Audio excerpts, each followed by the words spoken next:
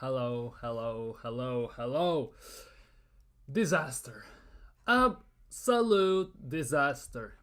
Draw against Nottingham Forest, and at the moment, Arsenal are nowhere close in being in the title race. We are in a top four race. And if you think it's a preposterous thing to say at the moment, it's not. Let's be real, it's not. So we're gonna talk about that. We're gonna talk about Forest game. There are some other news bits and bobs here or there, but overall, Arsenal are in the top four race currently. Arteta's future, by every day, looks more and more bleak. I'm not gonna lie, at least in my eyes, it should be.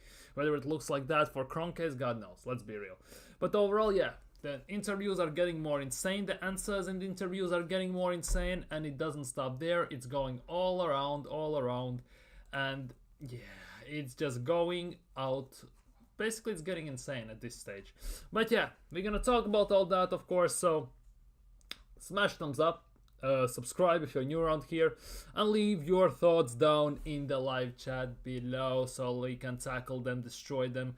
We can genuinely just talk, because at the moment it's not anymore if Arsenal are winning something, if Arsenal are anywhere. At the moment we are in Arsenal asylum, where we gonna try and basically mend ourselves. It's getting out of hand. Look at this, look at this, look at this. Look, 0-0.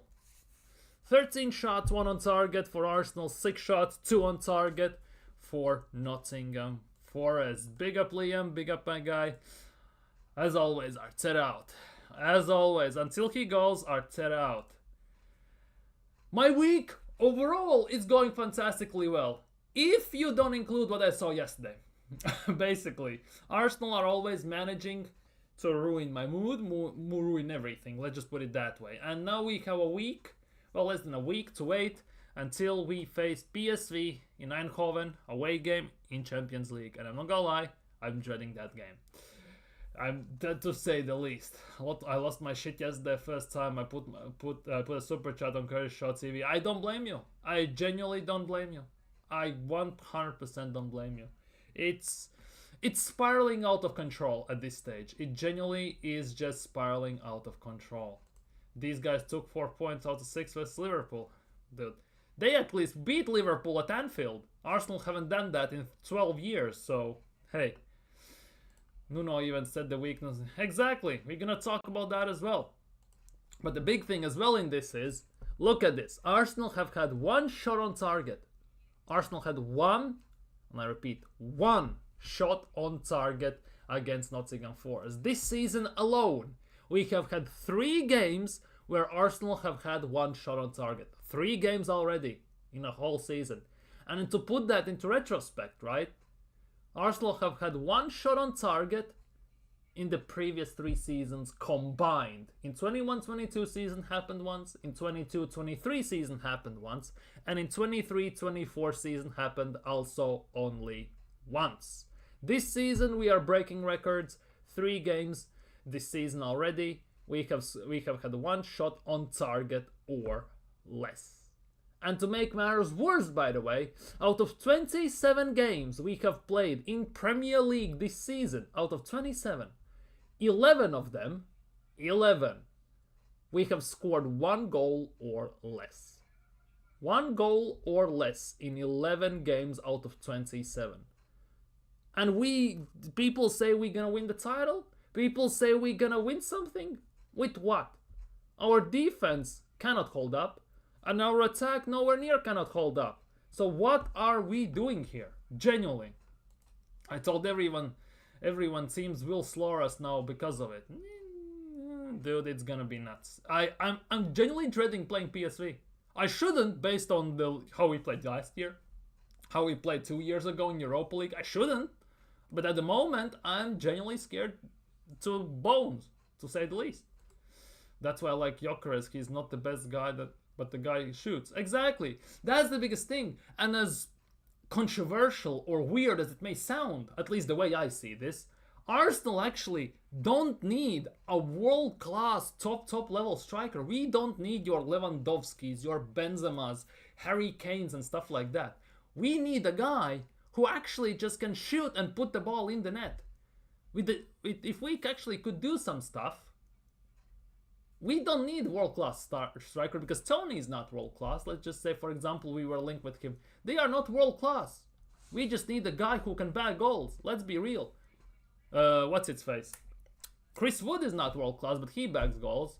But now, looking at this specifically now, the worst part is not even a striker can save us. Because the way we are creating chances, the amount of chances we can create in recent times more specifically, even a striker could not save us. That is the worst part. Not even a striker. Because the chances we had yesterday, nothing. We had one chance from a corner. Calafiori hit the post. And Merino messed up Tierney's header. That's the other thing, right? That's about it. That is the world. It's not just now. At this stage for Arsenal, it's not just about attack. It's about midfield as well. Midfield has been unbalanced the whole season, first of all. And now it's coming to the fact that we have no creation. We have no creative spark from the midfield as well. Oh, Odegaard's creative spark. He has the same amount of assists in Premier League this season as Ederson, Manchester City's goalkeeper. Same amount of assists. Like, does that sound like the creative spark? Does that sound like that? It's one of three things, basically. One of three things that has caused this. Either Arteta is just useless. Well, no, sorry. Either Odegaard just has fallen off a cliff and is useless at the moment, just like Martinelli. Second option, Arteta has ruined him with his tactics. Or third, which arguably is my most possible option to some extent, the players are sick and tired of Arteta's system and the style they want to play. Because there is no actual excuse when you actually deep it that Odegaard can drop so much.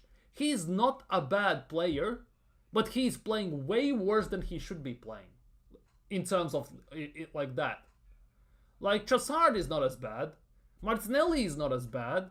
But they are playing much, much worse than they should be playing. So it actually could be the fact that players are also just sick and tired of Arteta's tactics, Arteta's system, and they just want to attack. They want to have freedom, express themselves. Because Bukayo Saka also comes out in interviews and says Arteta asks his attackers to defend first. Which team has that kind of mentality? Then he comes out and says when Timber is at right back, I actually can attack more. I absolutely love it. If you put those two interviews together, it's pretty much saying that Arteta is screwing up the attack. Like, it's weird. It's actually insane to say the least. I'm excited for Lee Gunner and Yarman stream at 10. Yeah, those two together, that actually could be kind of fire. I'm not gonna lie, kind of fire. Maybe one day I can join them on some streams. Maybe one day, but who knows. That will be nuts.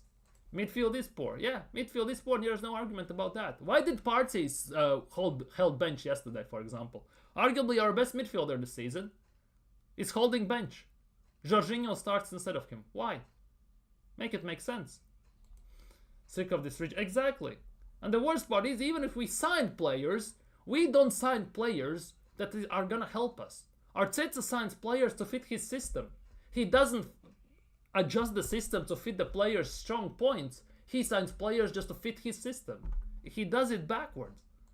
It clearly doesn't work out, but he keeps sticking. Exactly, it doesn't work out, and he sticks with it. Like, you would expect that we maybe would change players, change the system, different formation, different tactics, but no, we play the same way no matter what happens, what the result is, what's the situation on the pitch. It doesn't matter. We play the ssame way throughout the whole season. And that is a big issue. Massive issue. We actually don't have a midfielder. When I look at midfielder, I look at Curtis Jones, for example. We like picking Chelsea rejects. Why not pick a Jones or something? Could be the case, exactly. Why not pick a proper midfielders, but we just pick some rejects who are not good enough? Because let's face it, Odegaard as well, he's a Real Madrid reject. Ancelotti in his first year saw that he's not good enough for Real Madrid. He binned him instantly. And I bet he was doing his happy dance when Arsenal came in for him after that loan. It's no wonder that, for example, Arda Güler, Brahim Diaz play in front of him. They are much better players.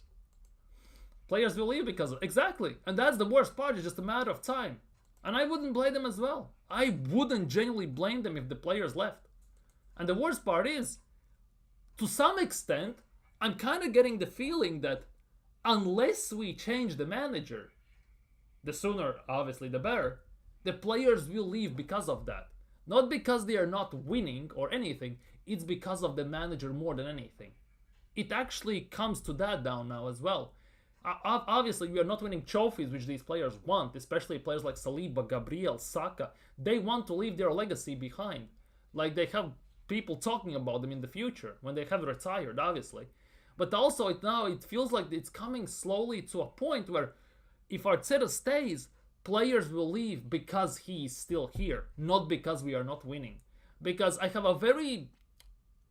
This will sound very controversial, but I kind of believe that if we sign a new manager right now, a different manager, Inzaghi, Simeone, Ancelotti, pick your poison, Nagelsmann, whatever, right?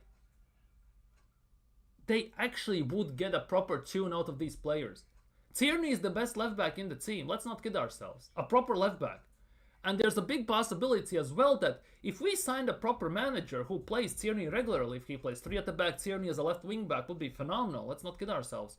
Calafiori as left center back would be also fantastic, right? I think Tierney could be convinced to stay, for example. The thing is, Arteta has signed players to play them out of position. He signs Timber to play him right back, not center back. He signs Calafiori not to play center back but left back. He signs Kivior to play left back, not center back predominantly. And it cannot continue. It genuinely cannot continue like that. Which manager does these things? He signs players and then play them out of position where they don't excel. They almost never get played in positions where they excel properly at. What manager does that?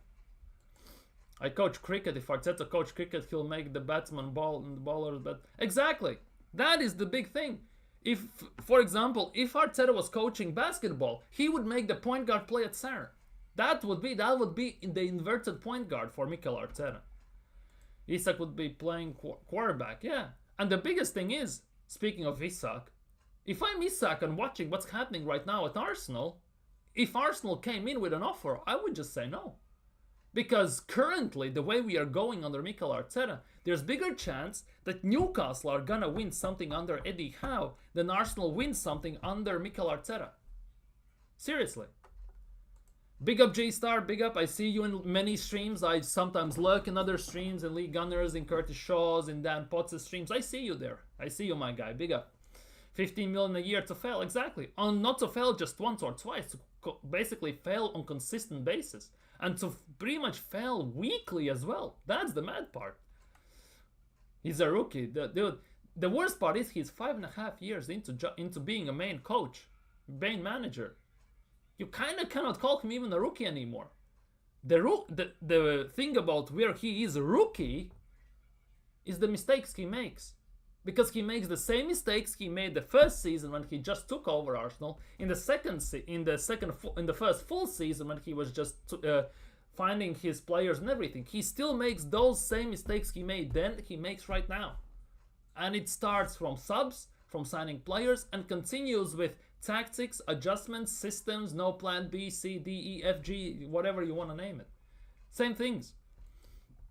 Sterling's a joke. What the hell was he thinking? Exactly. Then that's another one that needs to be discussed. Fans still backing these are deluded. Dude, look at this. Look at this. I have prepared something. Look at this, if I found this. This is what Top Gunners are tweeting out. This is what they tweeted out yesterday. This is what they tweeted out yesterday. Wenger came second 3 times in a row, and he then went to win 2 league titles in the space of 3 years.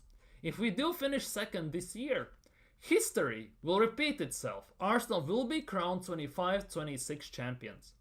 This is the level of Arsenal's fan base, the mutants.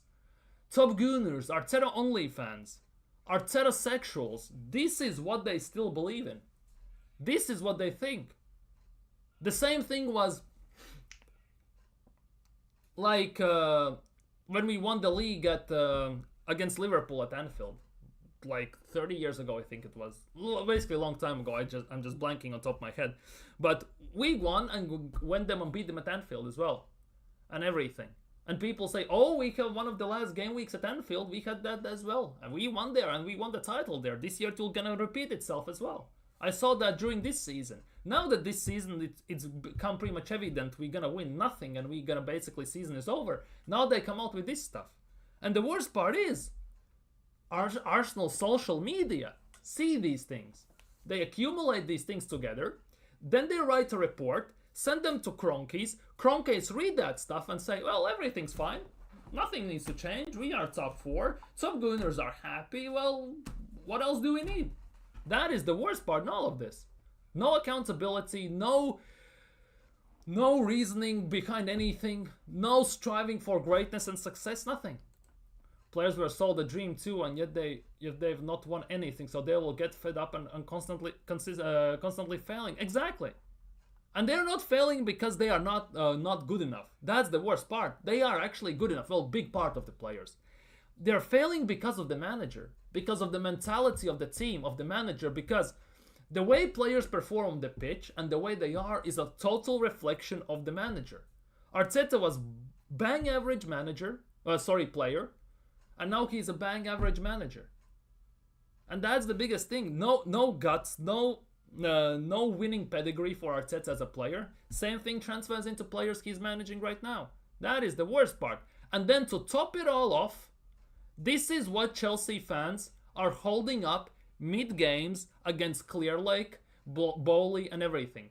We are not Arsenal. Win or F off. This is what Chelsea fans are saying for their owner and manager, their rookie manager, their owner who has spent over $1 billion for their team. Obviously not signing the best of players, many of them, right? But signing players and everything. They are saying that. They are making us a comparison what they should not be. That is the worst part I have seen. This hurts more than anything at this stage already. Chelsea, who are still not have figured everything out, who have about a gazillion players, they have separate team for Premier League, for Cups, for Euro, Conference League, they have separate teams for everyone. They still are saying, we are not Arsenal. We don't need this process type of crap. Win right now or GTFO. That was the philosophy under Roman Abramovich when he owned Chelsea. And the Chelsea fans who have seen how that works, how they won stuff on consistent basis, have adapted that, and they basically reflect it towards Bowley right now, and Maresca and everyone else. That's how Arsenal should be. Arsenal have seen us, well, not many fans, but most big chunk of fans these days have not seen Arsenal win nothing besides few FA Cups. If you are 30 and above predominantly, you have seen us win multiple leagues. You have seen us maybe even in Champions League against Barcelona. Rather not remember those days, but hey, it's something also, and everything. You have seen those times, doing doubles under Wenger, George Graham and stuff like that. Most of our fans these days have seen nothing of that. They have seen Arsene Wenger saying in interviews, top 4 is like a trophy. And that mentality has been adapted for Arteta as well. And to add on top of that, big chunk of Arsenal fan base, right, have higher standards for Spurs, for Chelsea, for City, Liverpool, for every other team in Premier League besides their own team, which is Arsenal. They expect them to do some things which they don't expect even Arsenal do. Make it make sense. Make it make bloody sense. How come they don't think we got super... Yeah, they don't. They don't do these anymore. They don't think we got super duper Mick. He knows exactly what we need. The North London forever also is not as sang loudly and proudly. Corner, ole, ole, ole. Everything has died down. It's very quickly going south. Very quickly. I'm from South Africa and I always got goosebumps when they sang that. Never been to a game, but it's funny that they don't sing it. That's the thing. Simeone with his defense, with this defense.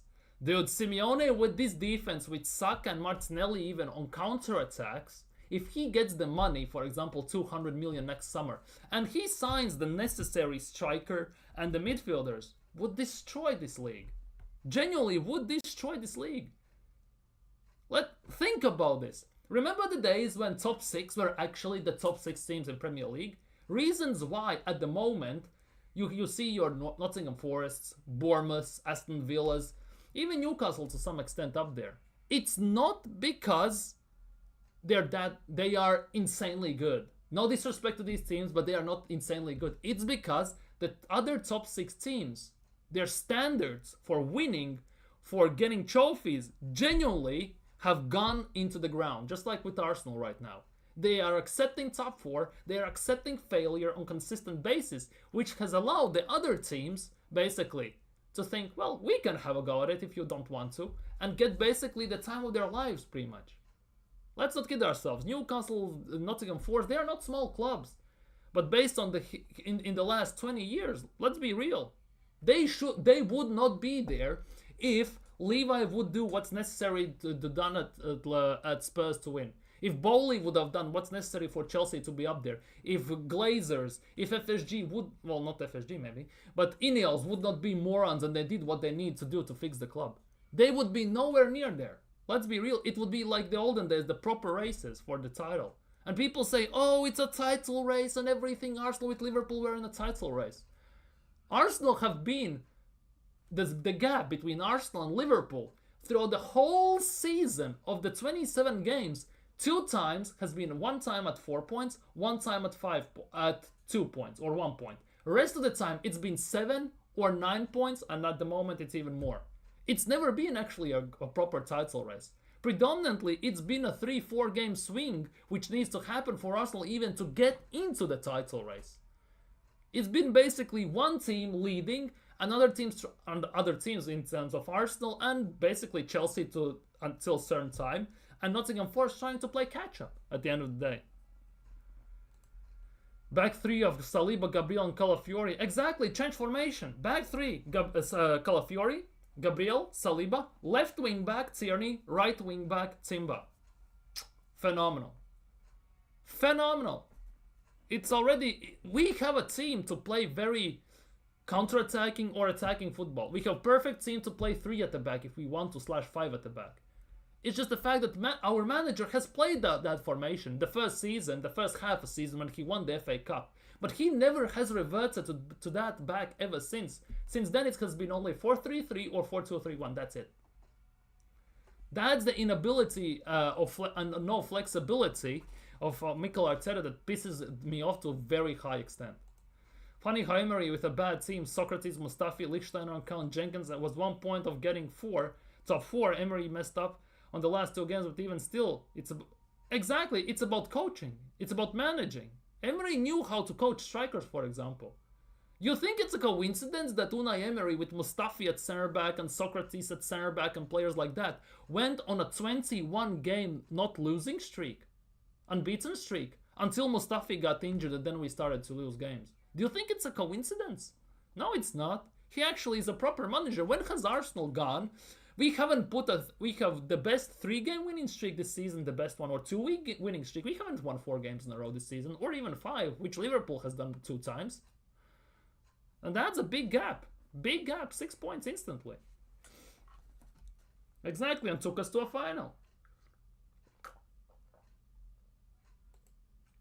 Sadly, that could be the case. Issa could be heading to Liverpool. Something Mikel cannot do, exactly. He cannot take us to the finals. He hasn't taken us to the finals whatsoever. Yeah, first half of season with Emery's team, with Aubameyang carrying him on his back he has, otherwise he has done nothing. He has totally ripped that team apart, spent 800 million, and the closest he has gone is quarterfinals. Well, semifinals and Carabao Cup, but hey, that's about it. And the same bad team won Arteta, exactly. And it wasn't even a bad team. We had the proper strikers, we had attack, Saka had already then. The thing is that players that are predominantly carrying this team right now are the players that were there already when Emery was there. It was Saliba, he signed Martinelli, and he signed Saka. He also promoted Emil Smith-Rowe. Those 4 players predominantly has carried Mikel Arteta. Only the massive big good signing that Edu and Arteta have made is Gabriel. Let's be real, that has been that fantastic signing they have made overall. That is the big thing. Ow. Kinda got stuck there. Don't get me wrong, Arteta is a good coach, but exactly, he's not for us. He is not. He has something that's good, but he needs a relaxed club like Bilbao is also not a relaxed club, by the way. The big question is, Mikel Arteta has been given the money. Bilbao, for example, right, is one of those teams in Spain, just like Sociedad, well, not as much Sociedad, but Bilbao specifically, is a team that predominantly uses players from their own academy. They need to be coached. They need to be managed. They get promoted. Yes, they sell them off. They very rarely sign players. But when they even sign players, it's from their own region. They never sign outsiders, if that makes sense. So if he goes to Bilbao, genuinely Arteta's management and coaching skills would put to the maximum level of test at the end of the day. And could he even survive that? I don't think so, based on how he's coaching Arsenal. Yeah, exactly, fans on Crag. That was the picture before, obviously. In my Arsenal WhatsApp groups, guys are posting that only 6 managers have ever reached 81 points, including Mikel, Wenger, Mourinho, Conte, Fergie, Pep, Klopp. They're saying he is making progress. It's not because of that. It's because the biggest teams have gotten more money. They can afford to buy better players. And the other teams are just left hung out to dry at the end of the day. Let's be real. Let's be real. The more eyes are on the big teams, it always has been like that.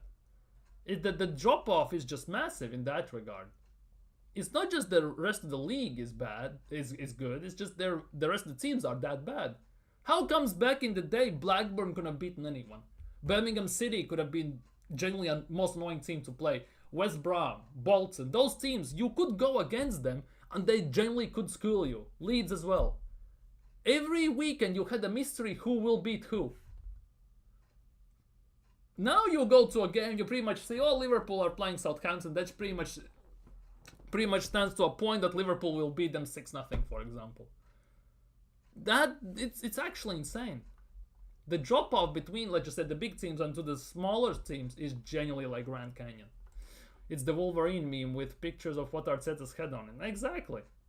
In the words of Conte, make alibi, make excuses. And that's all he does. Saliba said on comparison to VVD, he needs to win trophies to be considered the best center back in the world. Exactly. And in the most recent interview, he even added Gabriel into the mix, said if we want to be considered the best center back pairing in Europe, we need to win trophies. And it doesn't look like he's going to do that in Arsenal. And if he goes to Real Madrid, it's almost a guaranteed trophy at every season. So, hey, make your decisions, especially given the fact that VVD is going to win another Premier League this season. And he has still a chance to win Champions League this season as well. That also is a big thing. Cannot take that into account as well. You have to. Arteta is not average, he's above average, but he needs a beer. Arsenal need bare bang average is Glasner or Lopetegui. Yeah, we need better than average. To be honest, I would say this, that Arteta, most likely if he goes to another team, there's a big possibility he succeeds there. To what extent remains to be seen, obviously. But to get such a job instantly, he just is not ready. Let's be real. Maybe if he went to like Cadiz, then Elche, and then he goes to like Real Sociedad, then he tries at Sevilla, Valencia, Villarreal, teams like that, and then he comes to Arsenal, could be a different story. But if you basically give a novice, a rookie, the top job, it's never going to work pretty much. Unless he's a generational talent, which he is not. Let's be real. Look what Xabi Alonso did with Bayer Leverkusen. That's generational to some extent. That is massive. Go invincible in Bundesliga and win 2 cups in one season and then get to the finals in Europa League. That is something unique. Arteta could just dream about that. We need a world-class coach, exactly. We need one. It's Nagelsmann, Ancelotti, Simeone, Inzaghi. Whether it's one of those, Allegri, time will tell. Hopefully. Sometimes we can talk about other things, but... Oh, dude, it's...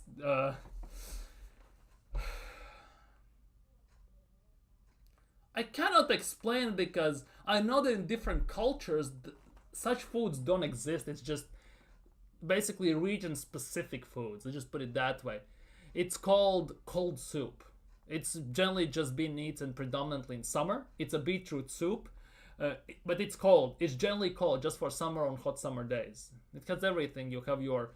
a bit of a meat, tiny bit. You have your Well, obviously, I can't. Even you have eggs, beetroots, and everything. Dude, it's cold soup. Yeah, it's soup. It's called cold soup. I don't even know if I can show you. Wait.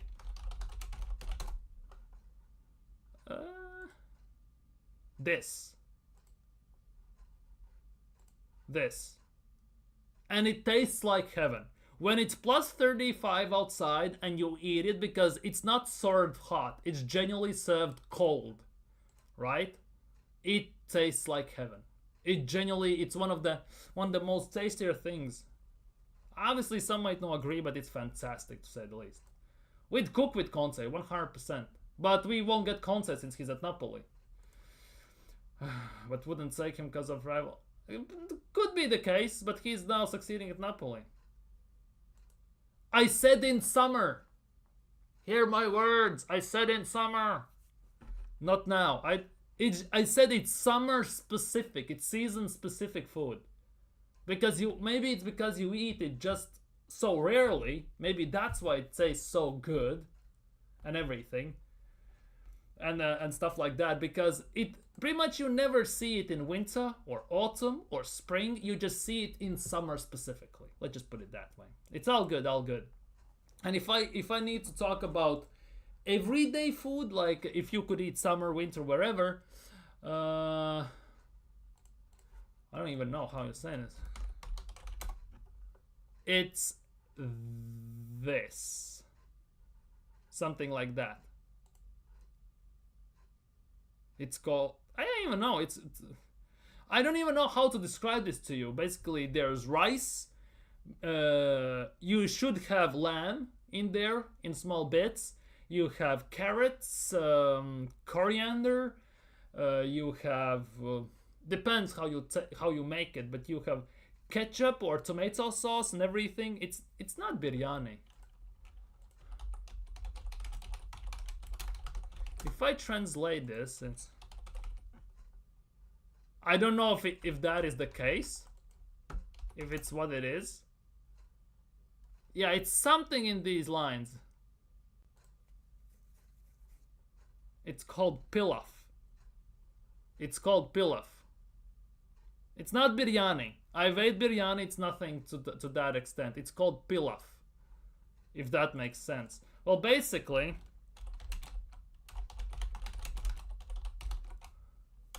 it's like that. It's basically like that. Anyways, back to football. If only we had Ancelotti. That's the worst part. We could have signed Ancelotti 2 times. First time when we sacked Wenger, we could have signed him then. And then when just before we signed Arteta, we could have signed him then as well. But we hired Rookie instead. At some point, at genuinely some point. If we can see through Arteta's bullshit, so can the players. They don't believe. I generally, big up BBK. Go subscribe to his channel. Top guy, top content and everything. Big up my guy as well. And yeah, I think they do. I think they do. And I don't know if it's true or not, first of all. But I saw some video from yesterday's game where when Saliba was playing right wing, he gave a through ball which went out for goal kick. And Arteta was doing his usual landing the airplane type of shit and everything. Was screaming something at Saliba, and Saliba just said him fuck off, basically. Whether it's true or not, I don't know, but I just saw some reports about it. Whether it's true, I obviously don't know. Hutzler's generational 32 years old and cool. Yeah, 32. He promoted St. Pauli as well and everything. Fasula is nice. It's Albanian. It has meat and white beans. Why it sounds hella familiar? Why does this have to... Also has turned into a cooking show all of a sudden. Yeah. I know this. This is nice. I have eaten this. It's fantastically nice. I love this. It depends how you prepare it, because I think there are about 4 or 5 ways how you can prepare it. But if you do it like in any way and you do it specifically correctly, it's fantastic. Very tasty, especially with some spice and everything. Mwah. Phenomenal. No, it's all good. I get that. Thomas Frank hired a university research team to understand high performance. Arteta hired pickpockets. Exactly. whilst other teams are hiring specific specialists for specific things, Arteta is hiring pickpockets, squeezing lemons, getting a dog, playing "You Never Walk Alone" on speakers just to get destroyed by Liverpool in the next in the upcoming game, and everything. So hey, we have to call. We have to, and that's the worst part. We have to. What else can you do? This is what Van Persie said. And this is something that really resonates with me with the Arsenal situation right now. Whether you hate Van Persie or not, it's completely irrelevant in this stage. It's completely irrelevant. I'm gonna say that right now. It's completely irrelevant. But Van Persie said at Arsenal, I didn't feel like we were on the level to compete. Oh, sounds familiar, doesn't it? One day the chairman showed me how healthy the club was by showing me their positive numbers. Sounds familiar, doesn't it? I told him, I don't give a shit about these numbers. I want to lift the Premier League trophy. And that also sounds familiar, doesn't it? Genuinely, doesn't that sound familiar? This was, what, now, 14, 13 years ago when Van Persie left? Like, seriously. That was 15, 14 years ago or something like that. He said this when he left, and it's still here. Same things. Positive numbers, ticket prices and profits are going up. Healthy position. Technically it is because the profits are growing every season. We are going out from negative numbers into positive. And the level we are not on the level that compete. Same thing. And of course, they want to lift Premier League trophy as the Saliba, Gabriel, Saka, and everyone else, and they just cannot provide that. Sounds very familiar at the moment. Big up everyone. Don't forget to hit the like button if you are just passing through. Big up, exactly, and don't forget to subscribe as well. Yeah, he actually was. He was a proper striker as well. I'm not sure. I think he really is pissed off about what's happening at Arsenal. Haven't heard anything from him. Moving on. This is what Martin Keown said. One of Arsenal's legends. So-called. Let's just put it that way. He said this on the title race. I don't think Arsenal have blown it. You can say that. You can't say that. Liverpool have been quite magnificent. I don't think Arsenal have taken a step backwards this season. It's not like that. The 4 injuries in the front line, Odegaard injured earlier in the season, have all had an effect. So let's pretend that others don't get injured. Because 25 years ago, a bit more, when he was the captain and everything, when he heard stuff like that, he would punch up everyone who said these things. Now fast forward a bit more than 2 decades, he's saying these things that he genuinely think was useless, which really pissed him off. Like, make it make sense. How comes other ex-Arsenal players can call this stuff out, yet he's still backing it? He is in Arsenal's pocket, genuinely in Arsenal's pocket. And there was a big tweet which really counters this thing he is saying right here. Where is it? If I can, I have liked it and I can find it. Where is it? Here it is. Here it is. This is what the Anfield Buzz put out. This was the league table before Arsenal received any injuries whatsoever. Liverpool already were 9 points clear game week 13. Liverpool already then were 9 points clear. What's the difference? Arsenal have gone countless injuries, allegedly, and red cards undeservedly, all the excuses in the world, and we are still 9 points behind them. Well, a bit more now, 11 I think, or 10. We are still behind them. As if other teams genuinely don't get injured whatsoever. As if. Genuinely as if. It's just a random excuse, because last season we didn't get injured whatsoever, and nobody was complaining about that. Nobody was complaining about that. That's the big thing. Anyhow, this is the big issue. Nuno Espirito Santo. This is what Liam was saying. This is what Liam was saying. Nuno Espirito Santo explains why Nottingham Forest didn't revert to their 5 at the back formation against Arsenal. Because Arsenal don't have a striker. We needed to pack the midfield, so basically stop their creation. Huh. This is legit, like this comment down here. This is up there with Troy Deeney's cojones comments. Straight up. This is the same level. The cojones comments, that's the same thing. He says Arsenal don't have a striker, we need to pack the midfield, that's about it. That's that. Okay, not really, Martin. When Odegaard got injured, he didn't trust Ranieri to play. He didn't trust anyone. Not today. Not today, unfortunately. I'm gonna try and figure stuff out for the future. But today, definitely not. One day, definitely. 100%. I cannot promise anything. I hate to put deadlines on certain things that I have no control on. And I have done it before. I did it recently and it really backfired on me. So I don't want to put a specific timeline on the times when I can have people coming on. Unfortunately, I just cannot have that. That for me is a big issue. I just can't have that. Don't want to give false promises and then not to fulfill them, because it's really, really, really not the best thing. I'm not about that. Some random news, I guess. Bayern Munich have withdrawn their contract extension from Joshua Kimmich's side. Genuinely, they have Joshua Kimmich, so he's gonna become a free agent this summer. Would you take Joshua Kimmich at Arsenal? Question to everyone. Would you take Joshua Kimmich at Arsenal? Is he past it or is he not? I think Kimmich is what, 28? At the moment. No, 30. Kimmich is 30, sorry. Kimmich is 30. Would you take Kimmich at Arsenal? No. Remember, there's the same Kimmich who relegated us last year from Champions League, by the way. That's nothing. Remember when Sky asked Chelsea about big teams, Ivanovic said Arsenal and Hazard, and Eto'o laughed. Yeah, exactly. That because no team thinks we are threatening, dangerous, scintillating, and energetic, destructive, and everything. No team thinks that way.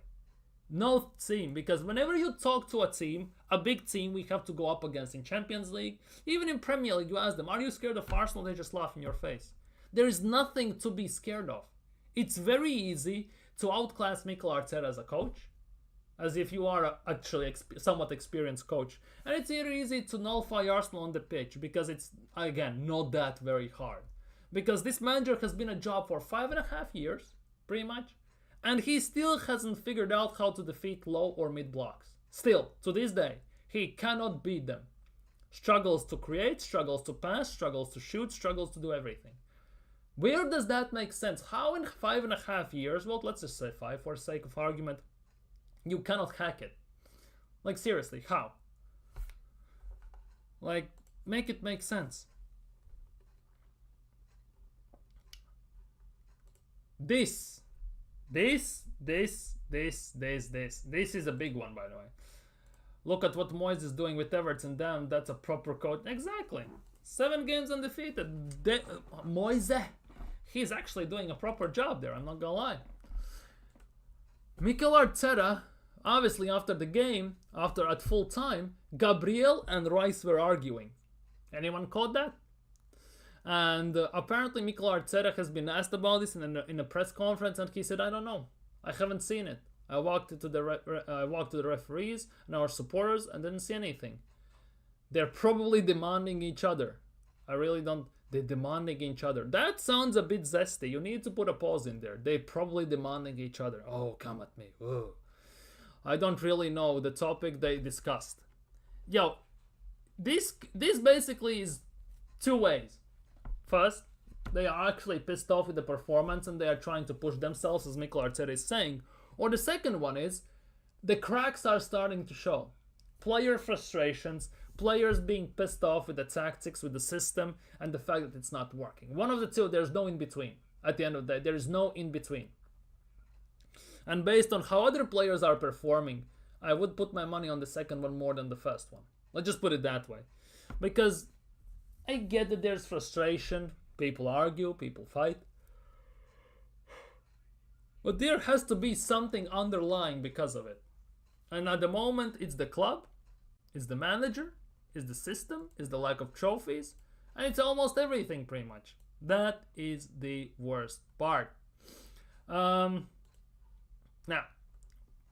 let's look as well at what Mikel Arteta had to say after the game, because that definitely is always a fun thing to do. Vieira would punch you up if you didn't track your man. That's leadership. Odegaard runs away and marks itself. Exactly. That's the worst. That's the thing. We have seen different type of captains at Arsenal. Some very aggressive ones, some really mellow ones, and some who basically are not good enough to be captains at the end of the day. So captains like Sol Campbell, Patrick Vieira, Tony Adams, and like that. Even Granit Xhaka, let's be real. If you did something, if you didn't do something, he's gonna go punch you up, call it out, and stick it into your face until you correct your mistakes, basically. And then you'll have captains like William Gallas, who cries on the pitch. And then you have Pillowfoot, a marshmallow on the pitch, which is Odegaard. He runs out and he basically ruins a counter-attack like he did against West Ham. Remember that one? On the weekend. He does hair flicks, he puts snot in his hair, he hides behind defenders so he cannot receive a pass, and he basically, let's be real, he's not good enough. He should not be the captain. Genuinely should not be the captain of Arsenal. Yeah, Xhaka will karate kick you. Just like he did, well, who was it against? Was it Palace or was it Brighton? I think it was Brighton against Mopé. He put his hand on his neck like in a chokehold almost. Like, he was that guy. I miss Granit, we made a mistake. He threw the armband because he had balls. Well, he threw the armband, but he recovered. Let's just put it that way. He actually recovered. And the worst part is we sold Granit Xhaka, what, 3 years ago? Yeah, 3 years ago. 3.5. And we still have not replaced him. We have signed Merino. We have signed Declan Rice. We have signed Kai Havertz for that left 8 spot. And we still have not replaced him. Oh, but Merino will unlock Martinelli. Well, how is that working for you? Oh, but Havertz is the missing piece. Well, how's that working for you? And it's just insane. Anyways, Mikel Arteta, what he had to say about the game. Some Coneman music. Late evening, Sunday drive. Let's see. Yeah, Xhaka cared. He actually cared. No matter what he did on the pitch, whether he was fast or not, whether the abilities always were there or not, he was one of those who actually cared. Who actually played for the badge. Let's be real. Plus, he was almost never injured. That's also a big bonus. Anyways, what has he said? On thoughts on the game. Very disappointing not to win it. Well, no shit, Sherlock. Today the standards were very different to the previous game. The energy, the willingness to make things happen. We certainly tried. Well, depends. Many different ways. We dominated the game apart from one spell in the second half after 1 or 2 direct free kicks where they had something in the box and 1 or 2 giveaways that allowed them to run apart from that. Nothing. Within the amount of situations we generated, with the moments we opened them up, we lacked the final pass, the quality on that delivery, and certainly more shots on target to actually win it and be more efficient. Oh, bloody hell. Xhaka ate the Albanian food mentioned. Tired. I'm tired of ramen noodles. It feels like, at least, our team just eats ramen noodles all the time. Nothing proper.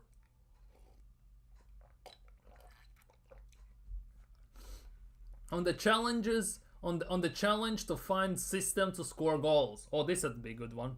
Hopefully, at least. We tried and adapting the quality that we have, how we help the team to create different things, to have threats from different qualities. Probably they are not about arriving in the box and creating some magic moments. They are other kind of players. Try to adapt to that and do the best that we can. And to be honest, yes, when I was watching the game, Calafiori in the first half felt like he spent half the time at striker. Like, No kidding. And the one time when Yuri was in that spot, he did that one quick turn, drop of shoulder. He went into it. If he didn't take that heavy touch on his left foot, he actually could have smacked it in the bottom corner. Unfortunately, he took a heavy touch, and I think it was Aina who cleared it. Mid first half, something like that. But overall, Calafiori played striker half the time. That's also kind of nuts part. On our set pieces, well, we haven't scored one since what? United at home when we won 2-0 in Premier League. I think that was the last time we scored a corner, isn't it? Or am I chipping? Was there another one? Might have been the last time, by the way. We have 2 big chances, I think. We had 1 big chance from a corner. 1.5. Let's just put it that way. When Merino genuinely ran into into Tierney's back, and Tierney could have scored there, but basically he was off balance because I think it was Timber, or was it Merino? I think it was Merino, ran into his back and he missed it. For me there we generate at least much more, but it's true that it has to go in the net, and it's been so helpful. Especially we lost so much threat in the attacking options that we have. Well, don't blame the injuries. It's all on you, by the way. Your fault that we don't have backups. Your fault that we overplay our players, and it's all on you. 800 million spent, and you have totally neglected to sign forwards for this team by design. Let's be real. This team is built by design to be the youngest team in the league at the time. This team is built by design to have possession and rely on corner kicks to score goals. It's all done by design. There's nothing, genuinely nothing, that's been done randomly. It's the exact set piece routine, load of back posts, nothing new, nothing creative. Them. I know of Nazrik, Athorlo, Sitsky don't come with this shit. Exactly. And we even took corners short. We have taken in the last few games corners even short, and it has gotten even worse. The free kick that Odegaard gave to Raheem Sterling against West Ham, which he played sideways, and then ball went back to David Raya as well. Like, our set piece situation is getting worse by the game. True, we sold DSR, Eddie Vieira. Vieira is still here, by the way. He's on loan. Nelson is also on loan. And bought Sterling, sell 4, buy 1. What's the... Exactly. Because for me, especially selling ESR, loaning out Fabio Vieira, would have basically told me that we will sign a backup for them. Especially the fact that ESR is the number 10, technically. Fabio Vieira is a number 10. Yes, Vieira might not be the best number 10 as the backup for Odegaard, but he's an option. Vanjeri was an option, but when Odegaard was injured, he didn't even play Vanjeri as a 10. He played Merino there, Jesus, Havertz played there, Trossard. But Vanjeri didn't kick a ball in the 10. Like, we sold 4 attacking players and we signed, cannot say even 1 because Sterling is so washed, it's actually cannot even consider him a player, an asset to the team. The best thing, I'm betting on Arsenal to lose versus United and Chelsea rather than make money on a loss.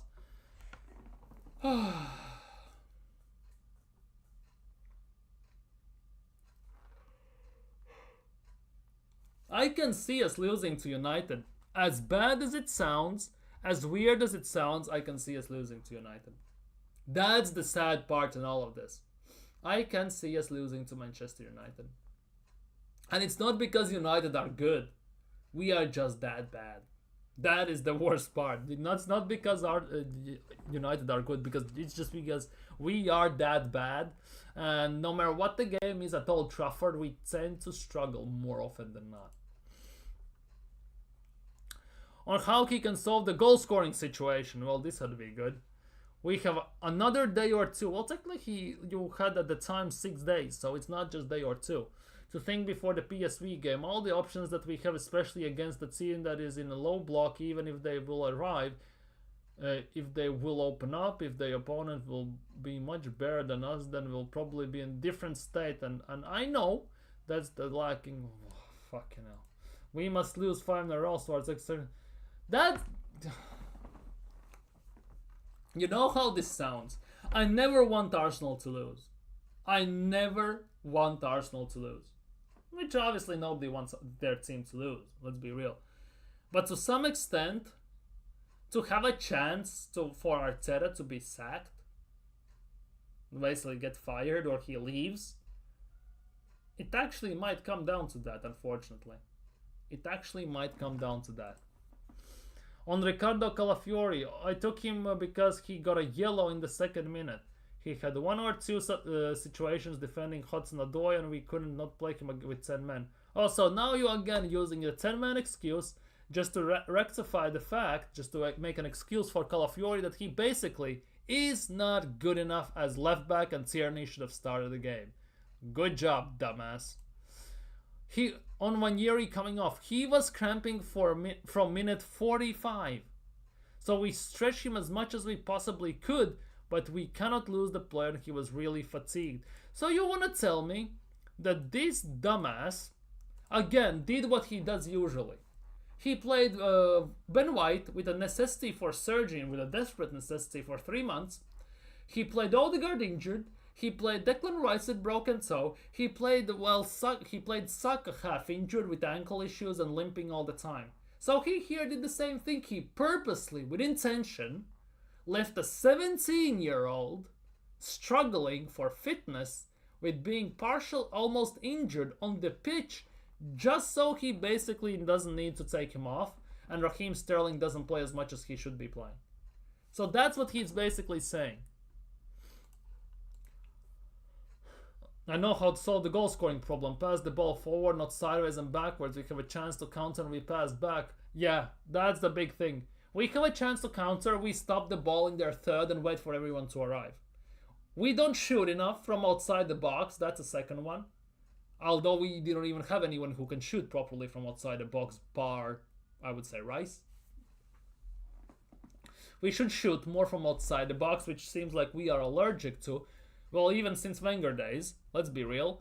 And we should be actually maybe, when we have an open lane to shoot the goddamn ball. Not look for the perfect pass into empty net. That also would help, obviously. That definitely would help. Even if more academy players will be involved going forward. We will think about that. I think we have many more options still to explore. But as well, we certainly can do better with the situation that we are in. Especially unlocking certain moments in the final pass. So basically what he's saying, he's not gonna play the youth. We have many more options. So basically, youth is not an option to him at this stage. It's basically what he's saying. We will think about that, but I think we have many more options still. Which means he's not gonna play the youth, he's still gonna look for internal solutions. And there is no chance in hell that Oyedeji is gonna play, Kabia is gonna play, Maldini or anyone else is gonna play. Which basically leads to me the question of a lifetime. How bad Oyedeji has to be that in this desperate time for Arsenal, when they need a striker, when their desperate need and necessity for a goal doesn't even get a kick in the game. Oyedeji has never kicked the ball for Arsenal's main team. Yes, he's been out on loan to Mansfield or Accrington Stanley or wherever he has been loaned out, and he has scored nothing there. But in this last season in Premier League 2 for under 21s, in 8 games he has 10 goals, 5 assists, something like that. So he actually can score, which basically leads to the question, how bad he has to be in training for Mikel Arteta not to play him. Because he much rather plays a number 6 as a striker rather than even take a punt on a youngster actually as a striker. Where does that make sense? Because Oyedeji is 22, just turned 22. Which basically leads me to think that if he's not going to kick the ball for Arsenal whatsoever, he's going to get basically let go just like he did with 20 youngsters last summer. And to add on top of that, by the way, Oyedeji might play this season. There's a possibility. But he will do what he did on occasion in the beginning with Ranieri, to some extent. We're going to be 3-0 down. We're going to be 2-0 down. He basically is going to throw Oyedeji on and basically feed him to the Lions. That's the other option I can see him doing with Oyedeji. That I also can see because he could have played Oyedeji when we were 3-0 up against Preston. He could have played Oyedeji when we were basically controlling games, being 4-2 up, 3-1 up. He easily could have done that, but he chose not to. So what's the reasoning behind this? After reading this now, you understand my food question, because you need a goal and you bring in Zini part in. Exactly, we could again 3 or 4 left backs on the bench. Again. The Arsenal way was to put youngsters like Anur. Exactly. Haris Anus, 17-year-old striker. Put exactly, just put someone. Put someone. I don't care if it's Oyedeji, if it's Anus, if it's someone. Just put him in. Give him a chance. Take a punt on him. That for me is the big thing. Oyedeji will play an FA Cup or League Cup. Oh, I forget he started Saka in the Carabao Cup and tore his... Exactly. 3-0 up against Preston. Why we are subbing on Bukayo Saka? Why we are subbing on Thomas Partey? We are 4-0 up against West Ham. Why we are keeping Saka on the pitch? We are 4-0 up at halftime against Lons. Why we are keeping on Bukayo Saka? The player management for this manager is utter and total disgrace, to say the least. Let's be real. And the worst part is nothing's going to change until Arteta leaves. So that basically means that it's going to get worse. And Arsenal now are, 12, 13 points behind top of the table. Arsenal are 13 points behind Liverpool. 13, by the way.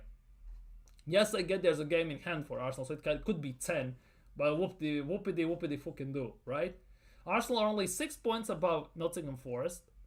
Only 7, by the way, above Man City. Only 8 above Chelsea. And only 10 above Newcastle. And we still have to play Chelsea, still have to play Newcastle, still have to play Bournemouth, still have to play Fulham, by the way, who are a bit further, who are 12 points behind, but still, and we still have to go to Anfield. We still have to play Brentford. All of the games which basically make me think that we might lose. Which actually means that Arsenal at the moment are in a top 4 race. And based on current form, current situation we are in, I actually wouldn't bet against us falling out of top 4 by the end of the season. It's 11 games for Arsenal still to go. 33 points on the line. And only 8-point difference between us and 5th. Only 8. And even if we finish 5th, by some miraculous chance, Arsenal will, Premier League gets 5 teams into Champions League next year. Because of the quotas and the achievements and all that stuff. So Arsenal actually might luck their way out. Even if they finish 5th and be in Champions League. Somehow. That is also the case, by the way. But ultimately, the only way, 33 points to play, and it's a 10-point gap between us and Newcastle. Right now. Now, if Arsenal lose to Newcastle, it's only a 7-point gap.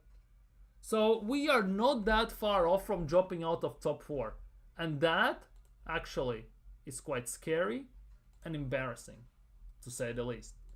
Arteta is a classic guy, as such he could resign. I think he actually could resign at the end of the season. He could. The issue is, 15 million a year, he still needs about 30 million to get. If he resigns, he gets nothing. But I think Arsenal probably will kinda, brown envelope type of talks and everything, and will get him a good severance package. I'll just put it that way. Yeah, it's terrible looking at Arsenal in the table. Atletico will beat Real and we beat Atletico, then we can hope for. I don't even know we're gonna beat Atletico. What gives you a reason to believe that we can beat Simeone and Atletico Madrid or Ancelotti and Real Madrid? We need to get past PSV first, by the way, even if we want to speak in the same breath as with the both Madrid teams, by the way. On Raheem Sterling's performance, I wouldn't like to personally talk about my players because they're all trying their best. Well, what would they fucking do? On Declan Rice and Gabriel arguing at end, I don't know. We already looked at that. Big up Mike. Sack him. It's a good learning curve for him. Yeah, that... 100% agree. 100% agree. 100% agree. Big up. I'm trying to remain hopeful. What kind of coach would I be if I gave up? True. But supporting Arsenal, it's like a toxic relationship sometimes. And it's sometimes, the best if you let go. You just need to know when. To some extent. It's something in those lines as well. And if it's good to have frustrations, they're probably demanding each other. I really don't know the topic that they discussed. Oh, for fuck's sake. On getting players like Bukayo Saka and Gabriel Martinelli back soon, I don't think so. So they're not being back. On if they will be back for Fulham after international break, I think so. But again, let's see how they evolve. Well, we don't have Pokemon in the team, by the way. So in the next few weeks to make right steps after that. They've been on for so long time, so we're going to have to integrate them as well gradually. And that is Bukayo Saka more than anything. I hope Bukayo Saka doesn't play for Arsenal this season. I hope he genuinely gets full recovery, proper slow recovery. In summer, does the preseason, and then in next season we go again. They're evolving well, but they're still a bit far. Who's that Pokemon? Ooh, it's Martinelli. On not rushing them back. We have a meeting tomorrow to discuss where they are, especially Gabi, who probably have a chance before Bukayo to come in. Only probably? That sounds a bit weird, I'm not gonna lie, because it shouldn't be the case. But how soon that is, I'll tell how it again evolves the next 10 days. I screw you, you poke Ash. Man, it's like Ash, catch him. Gonna catch him all. And all that crap. Anyways, still, this is what pains me the most to see. Chelsea fans comparing us to this crap. Oh, Gal cheated and you took her back.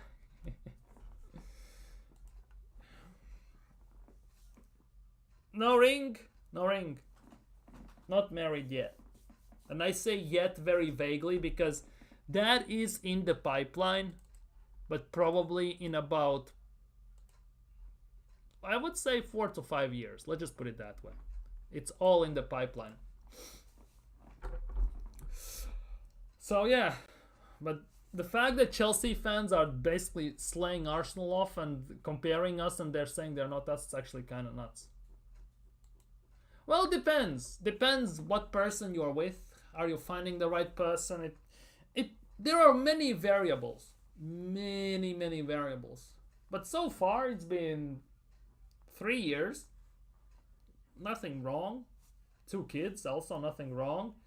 Both work, nothing. I don't mind at the moment. So it's like Arteta is married to Arsenal. How come we can't sack him? We need a divorce. We need a divorce in this regard. We need to get rid of him. We need a divorce. Divorce. Oh, there are some positive news. Depends how you look at it. David Ornstein today tweeted, Arsenal aim to appoint sporting director in March. Jason Aito, Dan Ashworth, Andrea Berta, Roberto Labe, and Thiago Scuro among names discussed and or spoken to. Process ongoing as Arsenal whittle down options to interview before the final decision. So, one thing. Doesn't the timing of this seem very strange? Arsenal fan base are getting very nervy and they're about to go start protests and banners. More people want Arteta out. And all of a sudden, they drop some positive news. Arsenal will sign a sporting director. As if that's gonna solve any of our problems right now. As if that's gonna win us a trophy right now. As if that's gonna do anything for us. Let's be real. Let's be real. Let's be real. Wait, by the way, I want to see this. Arsenal are not going for Campos from PSG. And I want to see this. Where is this? Andrea Berta. Who is that? Andrea Berta is the sporting director of AC Milan, Italian businessman who was the sporting director of Atletico Madrid. Oh my goodness gracious. Andrea Berta. At the moment, he is sporting director for Madrid. Atletico Madrid. Who else was there? Olabe. Okay, we all know that's Real Sociedad. His contract ends at the end of the season. Thiago Scuro. Why does that sound familiar? Thiago Scuro. He's the Monaco bald guy. He's the Monaco one. He's been a member since... He's been at Monaco since 2023. So 2 years. In 2 years, he has managed to get...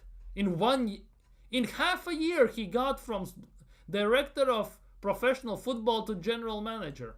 That's some sort of a level of promotion if I've ever seen one, by the way.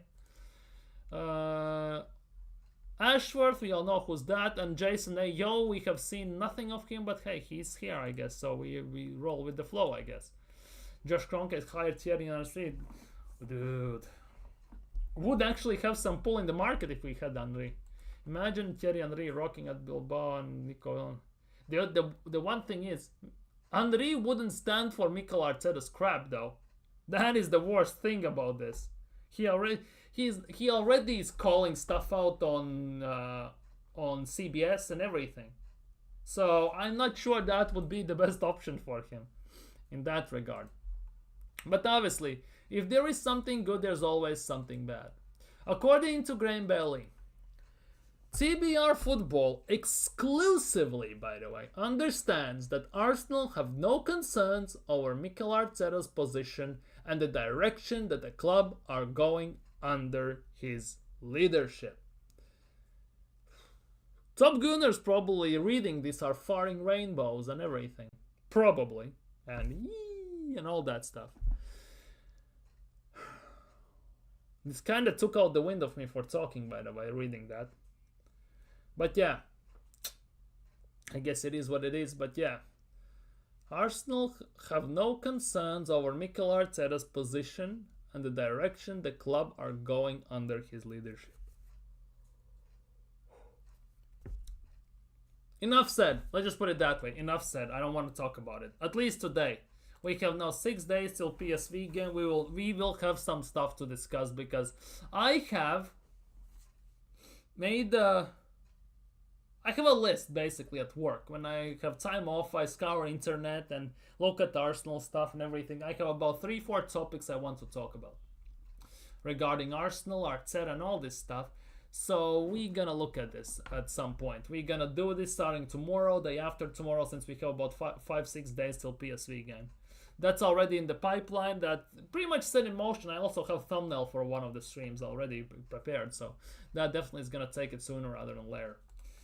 We need someone to go against the grain, and Henry will do that. Plus, why don't we have legends involved? We got Wilshere or had. Well, yeah. Mertesacker still have. And Mikel average players were... That is the big thing, but I don't think legends want to come at Arsenal at the moment. That is the biggest thing. I don't think legends themselves want to get involved with this Arsenal. To some extent. Because they are not going to openly come out and say, for example, Henry is not going to come out and say Arteta out. Even if he thinks that way, he's not going to say it.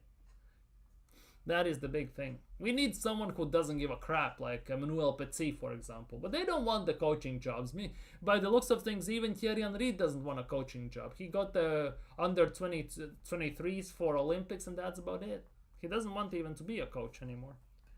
GM, I'm not so sure. He's kind of busy with the CBS Champions League with Micah, Jamie, and Kate. So who knows? Big up, my guy. Big up.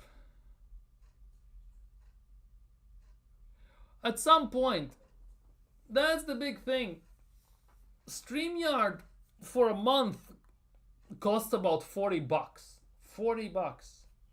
And as much as I would love to pay, I have some more urgent things I need to basically put my money to in that regard. So I kind of don't have $40 basically to spend, so I can call everyone I want on streams. So that is the big thing. Because if I want to do this, I want to do this properly. Because if I go for the free version, there will be a watermark on the screen. There won't be any custom backgrounds. There will be half worse quality. If I stream in 1080p 60 FPS right now, it will be 720p and everything. So I basically want everything to be properly, so it's actually eye-pleasing for everyone to look at as well, especially if the other person also has a good camera, and if I want to show something on the screen and the other guy and the person who is watching doesn't have to use a magnifying glass to basically read what is on the screen there. So that is the big issue. $40 a month is very steep at the moment, at least. I thought I could do it, but I rebalanced my finances and everything 2 weeks ago, and I unfortunately cannot do it. I wanted to, and I even told to you all that I will, but unfortunately I rebalanced my finances, and to be honest, I have a bit more urgent matters to take care of at the moment, unfortunately. To some extent, obviously. Sometimes you need to just start to grow the channel. Sometimes conditions will never be True, but yeah, I'm not into that at the moment. For me, it's just a hobby. I get it, and thank you for that. Just being here, just watching and chatting and everything is a support that, let's be real, it's already sometimes over the top, because If someone can listen to me yap about some random stuff for an hour, that's already is insane to me. Let's be real. Because sometimes when I even think in my head about certain things, I genuinely want to shut myself up after about 10 minutes. So it's kind of nuts. It's kind of nuts. And ironically enough, when I watch some streams back, when I cut out streams to make videos I upload separately at times, I genuinely hate my own voice on the internet. I'm not gonna lie. I hate listening to myself. That sounds weird, but it is what it is.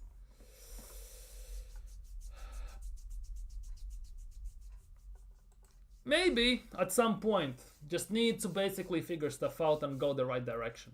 I just need to basically find myself some free space a bit more. That's what it is. Bless up, genuinely bless up. Much love and bless up. Pause and all that stuff, but bless up. Thank you for that. Thank you for kind words. I'm not doubting myself. It's just things out of my control. That's the biggest issue. Because unfortunately, there are things that are out of my hands. And since they affect me directly from the other side, it's kind of handcuffing me in certain aspects. That's a bit annoying. But otherwise, I will try something to do more. One thing I will try to do more is make videos in terms of maybe some cutouts from the streams a bit more. Because I did that at some times and I kind of enjoyed it because that was just a separate part for a specific topic I wanted to put out there. But I don't do it as much because I felt it's not something I wanted to get into. But the more I think about it, it actually makes more sense than anything. And to some extent, that small video about 8 to 10 minutes or 15, depending on the length, about specific topic, it's actually something that needs to be discussed more maybe, and people much rather watch that than sit throughout, for example, a playback of 1 hour and 20 minutes and then try randomly find it, basically.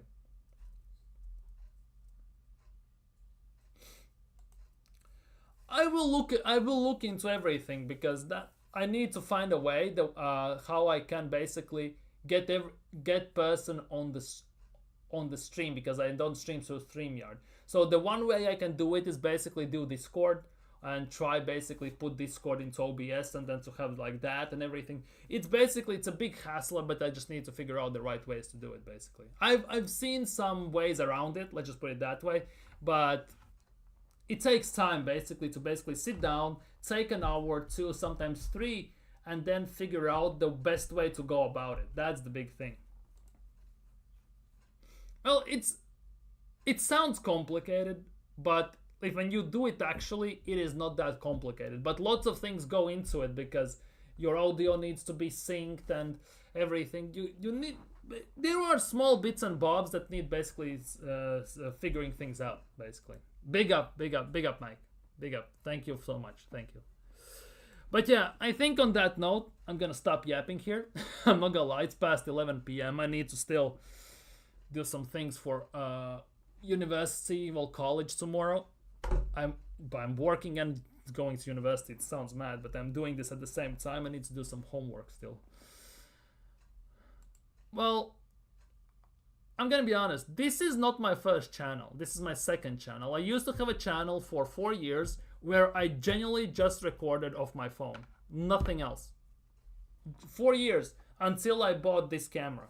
I used to have, but I don't have that channel anymore, unfortunately.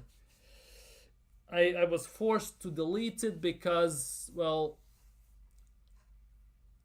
certain circumstances, let's just put it that way. I'm not gonna call certain people names and everything. I'm not gonna basically air the dirty laundry on here, but obviously I got forced to, let's just put it that way. Anyways, and on that channel, just to put it out there, I had, at the time, that was about 5-6 years ago, around 1,000 subscribers, a bit more. And it kind of still hurts me to this day that I don't have that channel. I couldn't continue on that channel because I think if I could have continued it, I could have been potentially in different situations than right now. But hey, it is what it is. Life happens, shit happens. I can get to that once again someday, obviously. But anyways, I'm gonna end today's stream. Thank you guys so much for watching. If you haven't already, smash the like, subscribe, leave your thoughts down in the comments below. See you all tomorrow, where we're gonna look about basically title hopes, title dreams that have basically become a nightmare. Let's just put it that way. That is also gonna be we're gonna talk about tomorrow. But yeah, for today, I am out. Take care, stay safe, and see you all tomorrow. Big up Coach, big up Liam, big up Mike, big up G Star, BBK Sports, big up everyone. Peace.